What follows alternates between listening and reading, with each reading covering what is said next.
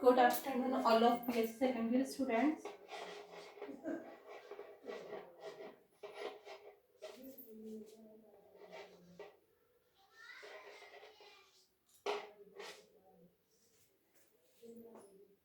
We are discussing about photosynthesis. ठीक है, अभी तक के अपने जितने भी लेक्चर्स हुए हैं, लास्ट क्लासेस जो ये, उन सब में अपन ने बात की थी अबाउट फोटोसिंथेसिस। फोटोसिंथेसिस के चैप्टर की बात करी जाए तो अपन लास्ट स्टेप है, जैसा कि मैंने आप लोगों को लास्ट क्लास में भी बताया था। आज अपना जो फोटोसिंथेसिस का चैप्टर है उसे अपन कंप्लीट कर देंगे। ठीक है, जिसमें अपना टॉपिक चल रहा था CAM साइकिल। क्या चल रहा था बच्चों अपना? CAM cycle. ठीक है, जिसकी फुल फॉर्म होती है क्रैशुलेशन एसिड मेटाबॉलिज्म। मींस क्रैशुलेसी फैमिली के मेंबर्स में ये साइकिल देखने को मिलता है। क्रैशुलेसी फैमिली की बात करें तो मैंने आप लोगों को बताया था ये होते हैं xerophytic plant. Which type of plant? These are xerophytic plants. Okay, इन प्लांट्स के स्पेशलिटी की बात करें, इनके फीचर्स की बात करें तो आप लोगों को पता है जीरोफिटिक का मतलब यहाँ है ड्राई एरिया से। मींस इस टाइप के एरिया में वाटर की अवेलेबिलिटी बिल्कुल ना के बराबर होती है, इन प्लांट्स को पानी नहीं मिलता है। तो अपने आप को जिंदा रखने के लिए या अपने आप को सर्वाइव रखने के लिए इनकी बॉडी में कुछ स्पेसिफिक अडेप्टेशंस पाया जाता है। जैसे अपन विंटर हो, समर हो, रेनी सीजन हो, अपने आप को अडेप्ट करने के लिए अपनी बॉडी में कुछ चेंजेस लाते हैं। जस्ट लाइक विंटर है, देन अपन विंटर कलेक्शन यूटिलाइज करेंगे, समर में अपन समर के अकॉर्डिंग रहेंगे। एज यूजुअल ये प्लांट स्पीसीज पे क्या करेंगे, अपने बॉडी में कुछ अडेप्टेशंस दिखाएंगे। इन अडेप्टेशंस की बात करें तो इनमें इनका सबसे स्पेसिफिक अडेप्टेशन है जो कि अपने साइकिल से भी रिलेटेड है, वो है इनकी स्टोमेटा। आपको पता है प्लांट के लीफ के ऊपर छोटे छोटे पोर पाए जाते हैं जिनके थ्रू वाटर वेपर की फॉर्म में बाहर निकलता है। जब भी अपन एक लीफ के स्ट्रक्चर को देखते हैं देन अपन को लीफ के ऊपर छोटे छोटे हॉल से दिखाई देते हैं। ठीक है, इन पोर्स के थ्रू वाटर वेपर की फॉर्म में बाहर निकलता है एंड इन्हीं पोर्स को बोला जाता है स्टोमेटा। जो प्लांट वाटर एब्सॉर्ब करते हैं उसमें जो एक्स्ट्रा वाटर है वो वाटर बाहर निकलता है as a form of vapour. ठीक है, वो प्रोसेस कहलाती है वेपोरेशन। वेपोरेशन की process sorry transpiration, and transpiration की प्रोसेस होती है स्टोमेटा के थ्रू। ओके, तो इनके जो स्टोमेटा है वो स्पेसिफिक टाइप की होते हैं जिनको बोला जाता है स्कोटो एक्टिव स्टोमेटा। कौन से स्टोमेटा रहेंगे ये? Scoto active stomata. अभी बात आती है स्कोटो एक्टिव स्टोमेटा क्या होता है। तो अपन को पता है स्टोमेटा में डे एंड नाइट के अकॉर्डिंग रिएक्शंस चलती रहती है या एक्टिविटी चलती रहती है, day time and night time. Normally stomata का आप लोगों को पता है वो डे टाइम में क्या रहता है, ओपन रहता है, एंड नाइट टाइम में क्या रहते हैं, क्लोज रहते हैं। बट ये जो स्कोटो एक्टिव स्टोमेटा है या CAM फैमिली के जो स्टोमेटा है वो डे टाइम में रहेंगे क्लोज एंड नाइट टाइम में रहेंगे ओपन। उसका रीजन आप लोग सेल्फ अंडरस्टूड हो, जीरोफिटिक प्लांट है, ड्राई हैबिटेट में रह रहे, देन अपने आप को पानी की कमी से बचाने के लिए या फिर अपने आप को सर्वाइव रखने के लिए कि कम से कम लॉस ऑफ वाटर हो, डे में अपने स्टोमेटा को क्लोज रखेंगे एंड नाइट में जब सनलाइट नहीं आ रही होती है ऐसे कंडीशन में ये अपने स्टोमेटा को ओपन कर लेते हैं। ठीक है, अपन ये तो कुछ हुए इनके फीचर्स, देन अपन बात कर रहे थे क्रैशुलेशन एसिड मेटाबॉलिज्म पाथवे की। तो आइए अपन बात करते हैं कि ये पाथवे कैसे कंप्लीट होता है।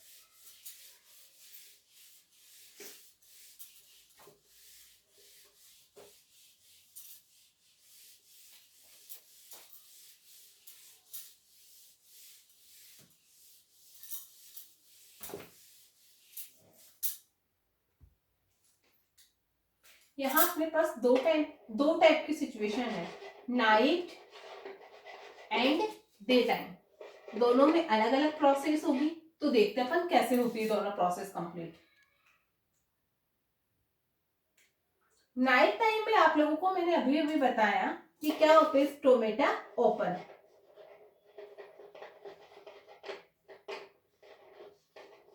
जैसे ही स्टोमेटा ओपन होंगे, सो एटमॉस्फेरिक CO2 एंटर्स। जैसे स्टोमेटा ओपन होंगे, एटमॉस्फेयर में जो CO2 प्रेजेंट है वो क्या करेगी, प्लांट के अंदर एंटर करेगी, या मैं कहूं लीफ में एंटर करेगी। तो देखिए होता क्या इस प्रोसेस में।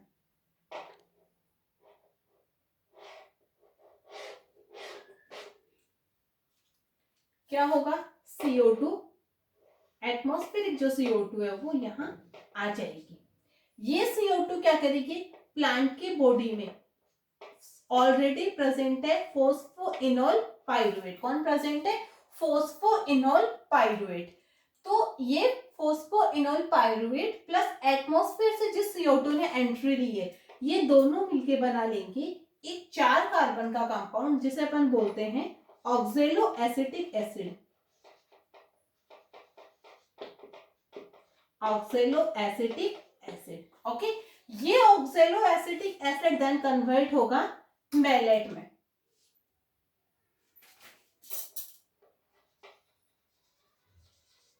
Oxaloacetic converted into malate, and in the next step malate converted into malic acid. Malate converted into malic acid. ये जो मैलिक एसिड का फॉर्मेशन हुआ है, ये मैलिक एसिड स्टोर हो जाएगा वैक्यूल में। कहाँ स्टोर हो रहा है, इन द वैक्यूल।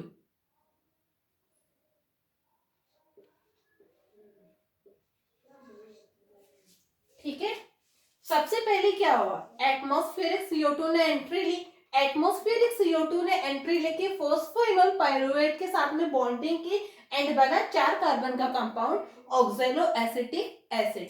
ये ऑक्जेलो एसिटिक एसिड कन्वर्ट होता है मैलेट में, और ये मैलेट कन्वर्ट होता है मैलिक एसिड में। ये मैलिक एसिड कहाँ स्टोर हो जाएगा, वैक्यूल में। ये सारी प्रोसेस बच्चे हुई है नाइट टाइम में। अब नेक्स्ट स्टेप कहाँ आता है, वो आता है डे टाइम में। जैसे ही डे टाइम आएगा, क्या आएगा, डे टाइम आएगा,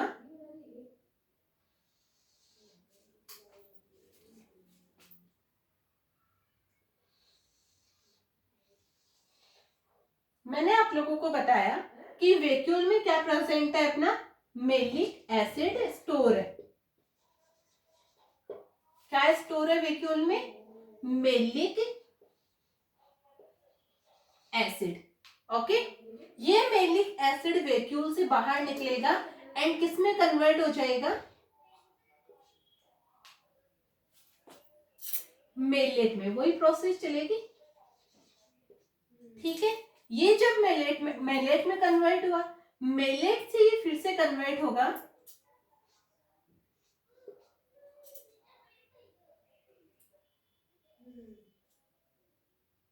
ठीक है, मैलेट में कन्वर्ट हुआ, मैलेट से फिर से कन्वर्ट होगा फोस्फोइनोल पाइरुवेट में। किसमें कन्वर्ट होगा, फोस्फोइनोल पाइरुवेट में।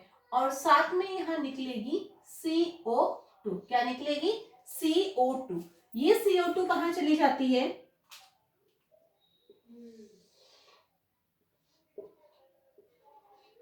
C3 साइकिल में। ठीक है, फिर से सुनिएगा। नाइट टाइम की प्रोसेस आई थिंक आप लोगों के समझ में आ गई है। ठीक है, नाइट टाइम में क्या हो रहा है, ये पूरा मैंने आप लोगों को बता दी है कि कैसे स्टोमेटा ओपन हो रहे हैं। स्टोमेटा के ओपन होने से क्या होता है, CO2 एंटर करती है। ये CO2 फोस्फोइनोल पाइरुवेट के साथ में बॉन्डिंग करेगी और क्या बना लेगी ये, ठीक है, ये क्या बना लेगी, ऑक्जेलो एसिटिक एसिड। ये जो ऑक्जेलो एसिटिक एसिड बना है, ये देन कन्वर्ट होगा मैलेट में, और ये जो मैलेट बना है ये कन्वर्ट हो जाएगा मैलिक एसिड में। अब मैलिक एसिड जो कन्वर्ट हुआ है, ये सारी प्रोसेस चली है अपने नाइट टाइम में। जैसे ही डे टाइम आएगा, ये मैलिक एसिड कन्वर्ट हो जाएगा मैलेट में। ये जो मैलेट है वो बनाएगा वापस से पाइरुवेट। क्या बनाएगा, ये फोस्फोइनोल पाइरुवेट। ये जो पाइरुवेट बनाता है वो पाइरुवेट अपन को पता है अपना 3 कार्बन का कंपाउंड है। किसका कंपाउंड है ये? 3 कार्बन का कंपाउंड है। देन ऑब्वियसली एक CO2 मॉलिक्यूल रिलीज होगा। ये CO2 मॉलिक्यूल कहाँ चला जाएगा? C3 साइकिल में। कहाँ चला जाएगा? C3 साइकिल में। और ये फॉस्फोइनोल पाइरुवेट अपना रोल फिर से प्ले करेगा। ठीक है, इस टाइप से ये साइक्लिक वे कंप्लीट होता है और क्रैशुलेशन एसिड मेटाबॉलिज्म की प्रोसेस पूरी होती है। समझ में आया इतना? ठीक है, इससे आगे की अपन बात करें तो यहाँ पे जितने भी साइक्लिक वे थे अपने जो फोटोसिंथेसिस में काम में आते हैं वो साइक्लिक वे अपने कंप्लीट हुए। अब यहाँ का लास्ट टॉपिक अपने पास है factors.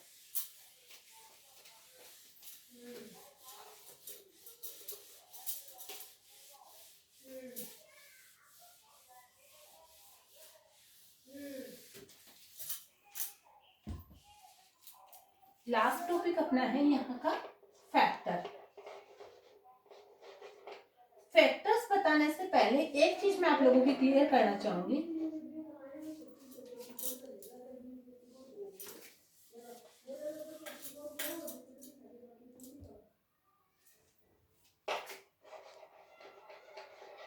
Law of limiting factor, एक लॉ दिया गया है, एक रूल दिया गया है जिसका नाम है लॉ ऑफ लिमिटिंग फैक्टर। क्या है बच्चों? Law of limiting factor. ये जो लॉ है लिमिटिंग फैक्टर वाला ये प्रपोज किया था ब्लैकमैन नाम के साइंटिस्ट ने। ठीक है, किसने प्रपोज किया था ये लॉ? ब्लैकमैन नाम के साइंटिस्ट ने। So according to Blackman what is law of limiting factor? Blackman ने क्या बताया, जब कोई भी केमिकल रिएक्शन होती है तो उस केमिकल रिएक्शन में एक से ज्यादा सबस्ट्रेट पार्टिसिपेट करते हैं। देन जस्ट लाइक ये कोई केमिकल रिएक्शन हो रही है अपने पास जहां पे 2 सबस्ट्रेट काम कर रहे हैं, A प्लस B, एंड ये दोनों मिलकर नया प्रोडक्ट बना रहे हैं C।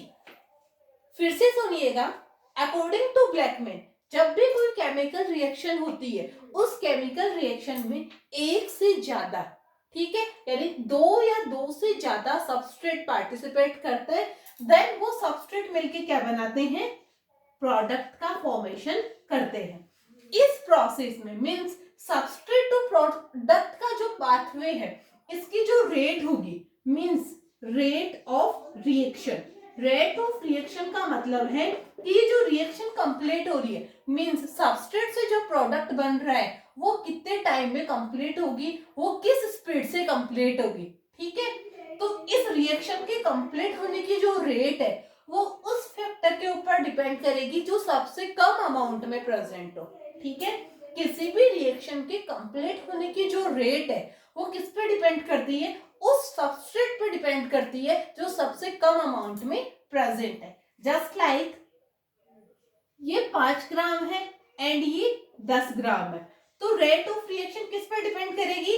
ए के ऊपर, बिकॉज ए यहाँ पे कम कंसंट्रेशन में है, तो जो सबसे लोवेस्ट अमाउंट में है उस सबस्ट्रेट के ऊपर रिएक्शन डिपेंड करती है, रिएक्शन की रेट डिपेंड करती है, और इसे क्या बोला जाता है?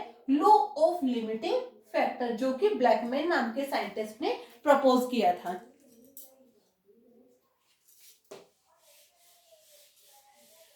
अभी बच्चों अपन बात कर रहे थे फैक्टर्स अफेक्टिंग फोटोसिंथेसिस। किसकी बात कर रहे थे? Factors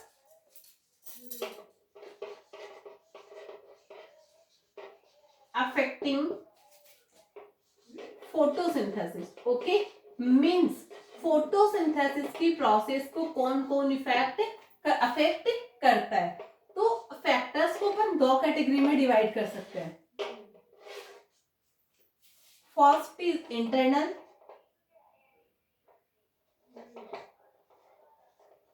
and second is external. ठीक है, फोटो प्लांट में फोटोसिंथेसिस की रेट को 2 टाइप के फैक्टर अफेक्ट करते हैं, internal factor and external factor. Internal factor की मैं बात करूं तो प्लांट की खुद की बॉडी के जो फैक्टर है वो कौन से होंगे? Internal factor. एंड जो एटमॉस्फेरिक फैक्टर है वो कौन से होंगे, एक्सटर्नल फैक्टर। तो आइए अपन बात करते हैं कि इंटरनल फैक्टर कौन कौन से हैं एंड वो फोटोसिंथेसिस को कैसे अफेक्ट करते हैं। देन अपन बात करेंगे एक्सटर्नल फैक्टर कौन कौन से हैं एंड वो रेट ऑफ फोटोसिंथेसिस को कैसे अफेक्ट करते हैं। आई होप आप लोगों को समझ में आ रहा होगा। First factor is age. First factor कौन सा है, प्लांट का एज है। तो एज के लिए ये माना जाता है कि जैसे जैसे प्लांट की एज बढ़ती है, ठीक है, जैसे जैसे प्लांट की एज बढ़ती है वैसे वैसे बेटा रेट ऑफ फोटोसिंथेसिस घटती है, एक दूसरे के ऑपोजिशन में है। एज बढ़ेगी देन रेट ऑफ फोटोसिंथेसिस घटेगी, एज इंक्रीज हो रही है रेट ऑफ फोटोसिंथेसिस डिक्रीज हो रही है। सेकेंड है क्लोरोफिल क्लोरोप्लास्ट, ठीक है, नंबर ऑफ क्लोरोप्लास्ट। तो जैसे जैसे क्लोरोप्लास्ट के नंबर बढ़ते हैं, ठीक है, ये रेट भी इंक्रीज होती है। क्लोरोप्लास्ट के नंबर बढ़ने का मतलब है रेट ऑफ फोटोसिंथेसिस का इंक्रीज होना, ठीक है। थर्ड है हार्मोन। तो हार्मोन में एक हार्मोन डिस्कवर किया गया है जिब्रेलिन, ठीक है। ये जिब्रेलिन क्या करता है, रेट ऑफ फोटोसिंथेसिस को प्रमोट करता है। मींस जिब्रेलिन के प्रेजेंस में फोटोसिंथेसिस की रेट प्रमोट होती है या आगे बढ़ती है। फोर्थ है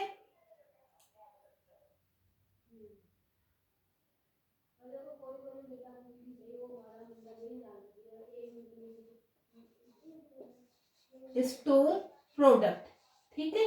तो स्टोर प्रोडक्ट की अगर मैं बात करूं तो प्लांट जो वाटर एब्जॉर्ब करता है उसका ओनली 1% पार्ट फोटोसिंथेसिस में काम में आता है, बाकी वाटर ऐसा का ऐसा ही वेस्ट जाता है। प्लांट ने जितना वाटर एब्जॉर्ब किया है उसका ओनली 1% पार्ट है वो फोटोसिंथेसिस की मैकेनिज्म में यूटिलाइज होता है, बाकी सारा वेस्ट जाता है। ये कुछ थे इंटरनल फैक्टर। अब सेकंड वे में मैं बात करूं एक्सटर्नल फैक्टर की, तो एक्सटर्नल फैक्टर बच्चों अपना टेम्परेचर हो सकता है, लाइट हो सकती है, ठीक है। इसके अलावा भी और भी बहुत सारे एक्सटर्नल फैक्टर है जस्ट लाइक O2, CO2। तो ये सब फैक्टर्स भी अलग अलग रेंज में अफेक्ट करते हैं। हर चीज एक टाइम के लिए अच्छी होती है लेकिन किसी भी चीज की अति बुरी होती है। तो टेम्परेचर भी एक लिमिट के लिए प्लांट के लिए अच्छा है, फोटोसिंथेसिस की रेट बढ़ेगी, बट कुछ टाइम बाद में अगर टेम्परेचर बहुत ज्यादा बढ़ गया देन प्लांट के टिश्यू ब्रस्ट हो जाएंगे और रेट ऑफ फोटोसिंथेसिस गिरने लगेगा। ये चीज लाइट के साथ होती है, ये चीज O2 एंड CO2 के साथ में होती है। इसी के साथ आपका जो फोटोसिंथेसिस का चैप्टर था वो मैंने कंप्लीट करवा दिया है। आई होप आप लोगों को फोटोसिंथेसिस पूरा समझ में आया होगा। लाइट रिएक्शन क्या होती है, डार्क रिएक्शन क्या होती है, C2 साइकिल क्या है, C3 साइकिल क्या है, C4 साइकिल क्या है, ट्रेशुलेशन एसिड मेटाबॉलिज्म साइकिल क्या है, ठीक है। मैंने मेरी तरफ से पूरा क्लियर करने की कोशिश की है, फिर भी नहीं समझ में आए आप फिर से पूछ सकते हो, ठीक है। कभी भी कमेंट सेक्शन के थ्रू आप बता सकते हो, वो चीज रिपीट कर दी जाएगी आपकी, नो प्रॉब्लम।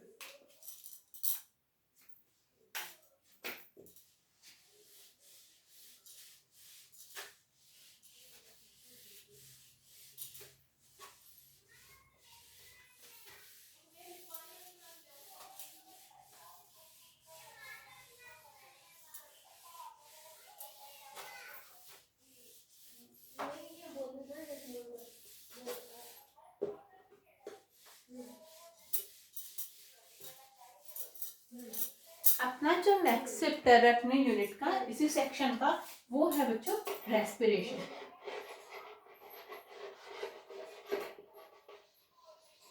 ओके, अब now we will discuss about respiration, ठीक है। इस यूनिट का अपना जो नेक्स्ट चैप्टर है वो है रेस्पिरेशन।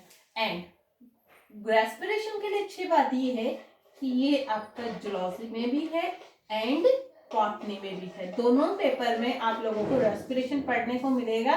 तो एक साथ बच्चों आप लोगों का 2 पेपर का सिलेबस कवर हो रहा है, ठीक है। बहुत अच्छी बात है ऐसी पेंडेमिक की सिचुएशन में कि ऑनलाइन क्लासेस के थ्रू आपको 2 पेपर साथ में पढ़ने को मिल रहे हैं। ओके, तो सबसे पहले रेस्पिरेशन के मैं डेफिनेशन की बात करूं कि रेस्पिरेशन होता क्या है, तो रेस्पिरेशन का जो सिंपलेस्ट मीनिंग है बच्चों वो होता है ब्रेक डाउन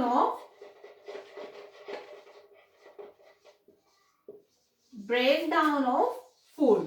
ओके, रेस्पिरेशन का सबसे सिंपलेस्ट मीनिंग क्या होगा? Break down of food. आप लोगों को पता है प्लांट हो या एनिमल हो, सबको क्या चाहिए? एनर्जी चाहिए।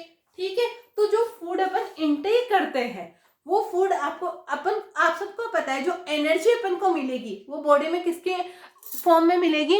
एटीपी की फॉर्म में अपन को एनर्जी मिलती है। किसकी फॉर्म में अपन को एनर्जी मिलती है? एटीपी की फॉर्म में एनर्जी मिलती है। बट अपन जो खाना खाते हैं, जो फूड इनटेक करते हैं, क्या वो अपन एटीपी खाते हैं? जी नहीं। प्लांट हो या अपन हो, एटीपी कोई नहीं खाता है। जैसे प्लांट की अपन ने बात की थी तो मैंने आप लोगों को बताया था किसका फॉर्मेशन करते हैं? ग्लूकोज का फॉर्मेशन करते हैं। C6H12 में O6 किसका फॉर्मेशन? फूड किसकी फॉर्म में जा रहा है? ग्लूकोज की फॉर्म में जा रहा है। ओके, अपनी बात करें तो आपको पता है अपन फूड की फॉर्म में कार्बोहाइड्रेट लेते हैं, प्रोटीन लेते हैं, विटामिन लेते हैं। ठीक है, इसके अलावा भी और भी बहुत सारे कंपोनेंट अपन एज ए फूड इंटेक करते हैं। ठीक है, तो अपन ने जो फूड इंटेक किया है उस फूड का ब्रेक डाउन होना, देन उससे एटीपी का फॉर्मेशन होना क्या कहलाएगा? रेस्पिरेशन। और अगर केमिस्ट्री के पॉइंट ऑफ व्यू में बात करूं, देन केमिस्ट्री के पॉइंट ऑफ व्यू में मैं ये बोल सकती हूँ कि जो कॉम्प्लेक्स फूड मटेरियल है उसका सिंपल मटेरियल में कन्वर्ट होना क्या कहलाएगा? रेस्पिरेशन। क्या कहलाएगा? रेस्पिरेशन। समझ में आया? Breakdown of food known as respiration और कॉम्प्लेक्स फूड मटेरियल का सिंपल फूड मटेरियल में कन्वर्ट होना क्या कहलाएगा? रेस्पिरेशन। जिसकी प्रोसेस में किसका फॉर्मेशन होगा? एटीपी का फॉर्मेशन होगा। एंड ये एटीपी क्या करेगी? एनर्जी प्रोवाइड करने का काम करेगी। समझ में आया? तो अब आगे देखिएगा, समझ में आया तो आगे चलो। ब्रेकडाउन जो है फूड का वो दो टाइप की कंडीशन में हो सकता है बच्चों।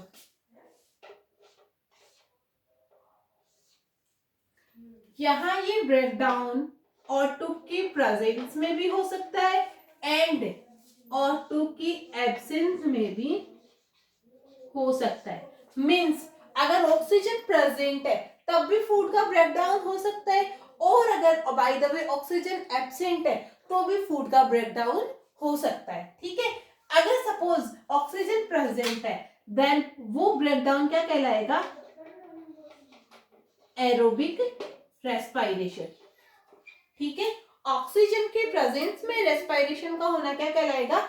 Aerobic respiration. एंड ऑक्सीजन की एब्सेंस में रेस्पिरेशन होना क्या कहलाएगा? Anaerobic respiration. ठीक है, क्या कहलाएगा? Anaerobic respiration. बच्चों ध्यान से सुनना, ये अभी जो बता रही हूँ इस पूरे चैप्टर की समरी है, अभी आउटलाइन चीजें बता रही हूँ। ये अगर आपको समझ में आ गई मीन्स एश्योरिटी है कि आप लोगों को रेस्पिरेशन भी पूरा समझ में आ जाएगा। रेस्पिरेशन का जनरल मीनिंग है ब्रेकडाउन ऑफ फूड। फूड का ब्रेकडाउन दो स्टेप में पॉसिबल है, ऑक्सीजन की प्रेजेंस में एंड ऑक्सीजन की एब्सेंस में। अगर ऑक्सीजन की प्रेजेंस में हो रहा है देन उसे अपन बोलेंगे एरोबिक रेस्पिरेशन, एंड ऑक्सीजन की एब्सेंस में हो रहा है देन उसे अपन बोलेंगे एनएरोबिक रेस्पिरेशन। एरोबिक रेस्पिरेशन में उसके 3 स्टेप होते हैं। मींस ये पूरी प्रोसेस 3 स्टेप्स के थ्रू कंप्लीट होगी। First is glycolysis. फर्स्ट क्या है? ग्लाइकोलाइसिस। सेकंड क्या है? Krebs cycle. क्या होगा? Krebs cycle. एंड थर्ड होगा इलेक्ट्रॉन ट्रांसपोर्ट सिस्टम। क्या होगा? ETS, इलेक्ट्रॉन ट्रांसपोर्ट सिस्टम, जिसकी शॉर्ट फॉर्म है ETS। ओके, एरोबिक रेस्पिरेशन में 3 स्टेप है, वो पर आगे डिटेल में पढ़ेंगे। Glycolysis, Krebs cycle and ETS। As usual जो एनएरोबिक रेस्पिरेशन है वो भी 3 स्टेप्स में कंप्लीट होता है। फर्स्ट स्टेप है वो दोनों में कॉमन है एंड विच इज ग्लाइकोलाइसिस। क्या है? फर्स्ट है ग्लाइकोलाइसिस। सेकंड जो स्टेप है वो यहाँ पे है फर्मेंटेशन। क्या आएगा? फर्मेंटेशन। ये फर्मेंटेशन 2 टाइप का है। फर्स्ट है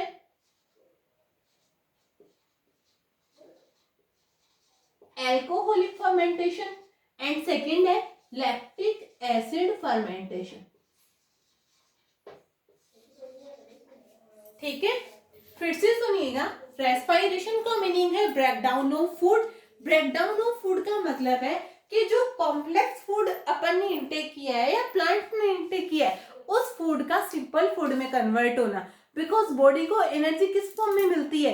एटीपी की फॉर्म में। ठीक है, तो जो फूड लिया है उससे एटीपी का बनना ही क्या कहलाएगा? रेस्पिरेशन कहलाएगा।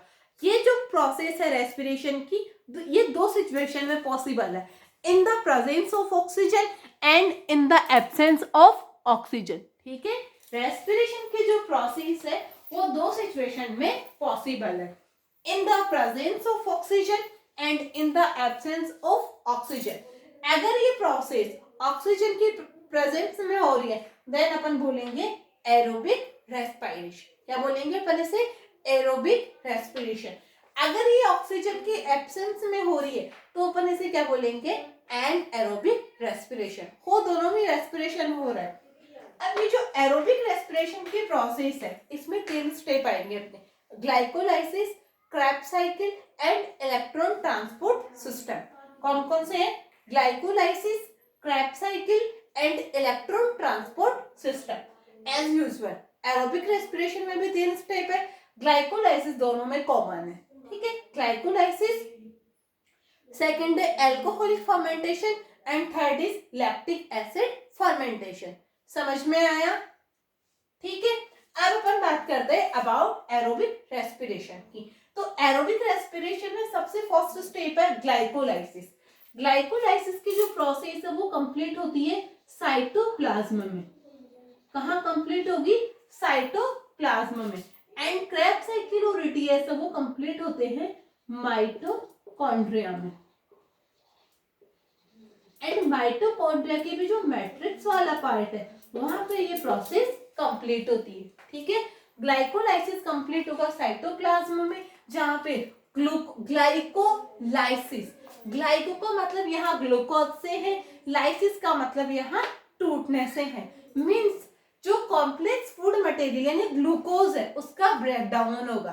ठीक है, और ये कहाँ होगा? साइटोप्लाज्म में। देन ग्लूकोज के ब्रेकडाउन से बनेगा पाइरुवेट। 2 मॉलिक्यूल किसके बनेंगे? पाइरुवेट के। ये पाइरुवेट आगे जाके क्रेब्स साइकिल में एंटर करेंगे, लेकिन पाइरुवेट के क्रेब्स साइकिल में एंटर करने से पहले बीच में एक कनेक्टिव लिंक आता है जिसे बोला जाता है लिंक रिएक्शन।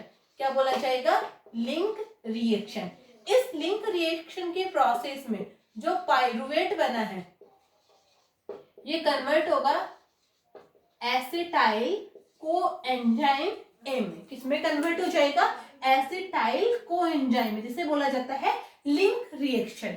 ये एसिटाइल कोएंजाइम में किसमें एंटर करेगा?